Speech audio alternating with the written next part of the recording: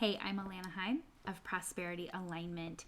Today I want to share a story of how I bought a vehicle with my husband for my family, and I followed my human design.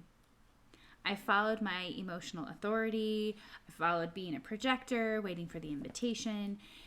This is something that was actually really easy, and yet we don't always hear the side of how it happened or what went down and how did you go through your emotional wave and all these pieces that actually, when we really understand ourselves and we honor them, becomes easier.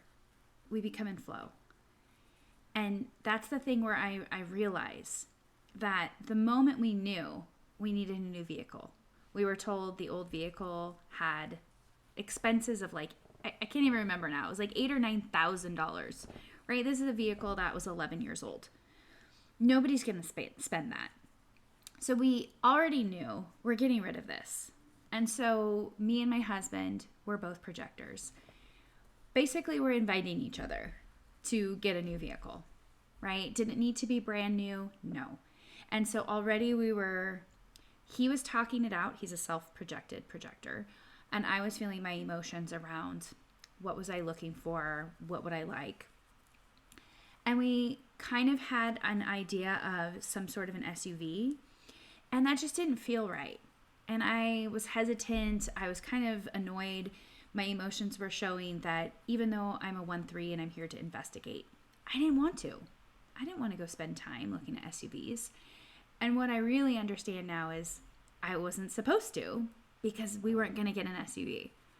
So there came a point where my husband said something. Maybe we'd been driving and said, we should really get like a Prius. Or I could see us getting a Prius because that would make sense. And, we would just drive around and be more of the local vehicle. And I already felt an energy around it like, yeah, that feels lighter. That feels more freeing, to the point where then I was more energized to go research and to start looking. Now he's a 4-1. So he also is going to investigate once we kind of knew where things were going. And so he saw one, and it was a 2020 Prius. There was one here in Reno. We knew that there were some other ones in Carson City that we could look at. But already those ones were a couple years older, and there was just something there that was like, no, that's not the car. So we knew, okay, we're gonna go look at this car. So here was the thing. We could sell the old car to CarMax. And this is exactly where the Prius was. Now, ideally, I could have sold the car and already bought the new car, but I have an emotional wave and I didn't want that pressure. So I specifically went to just sell back the old car, to sell it and be done, and to walk away. And so that's what I did. And my husband said, do you want to look at the car? Because it was also the Prius was at CarMax.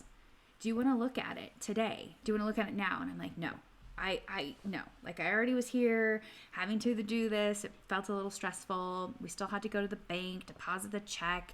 So even the money flow, right? Like, just knowing, okay, if we had just done the swap, you wouldn't have any issues with money. It would have just been a line item of a trade-in and all of those pieces. But now I had a check that I was going to have to cash. So I knew, no, I'm going to go deposit the check. My husband said, go into the bank. I didn't really want to do that, but I did.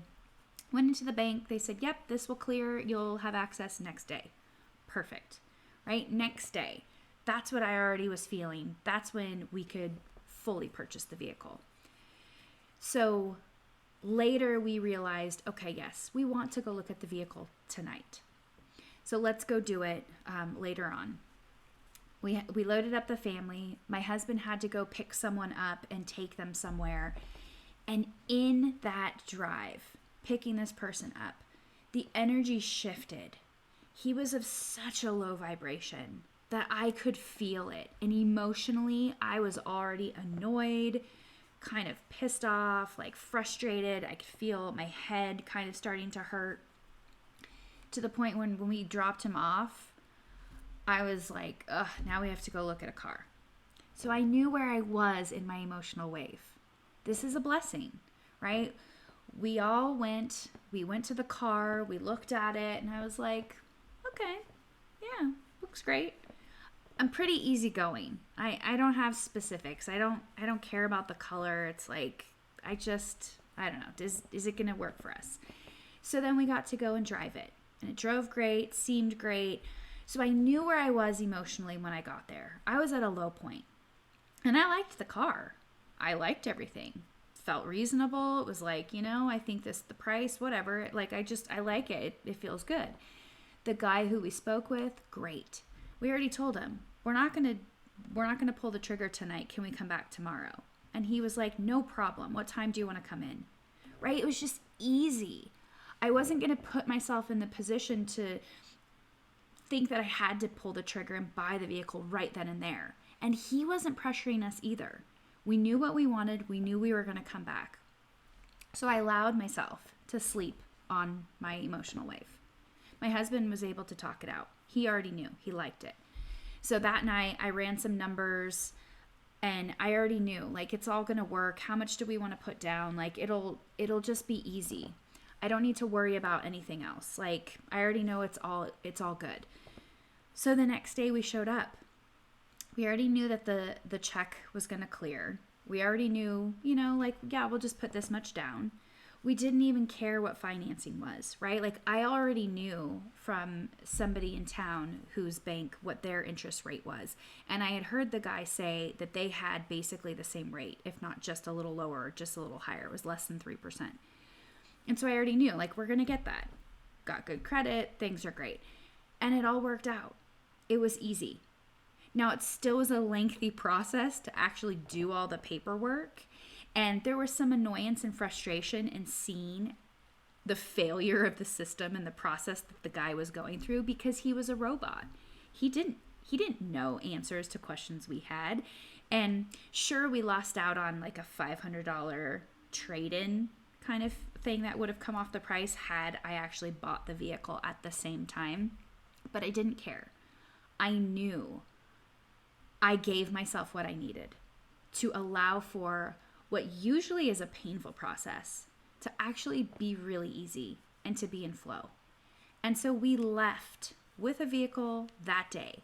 And the magical part was that was Easter weekend. Like, we knew we wanted to get over the mountain to get to my mom's house for Easter. And we weren't going to take the old car.